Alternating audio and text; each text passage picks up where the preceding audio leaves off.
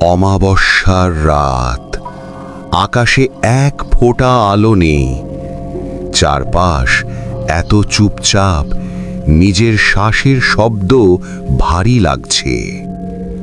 Rahat shortcut ধরে পুরনো বাড়িটার পাশ দিয়ে যাচ্ছিল। হঠাৎ পেছন থেকে খুব আস্তে কেউ তার নাম ধরে ডাকল, রাহাত।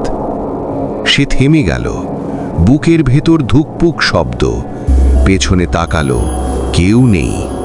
হঠাৎ ঠান্ডা একটা বাতাস তার কানের কাছে এসে ফিসফিস করে বলল, আমি তো এখানেই।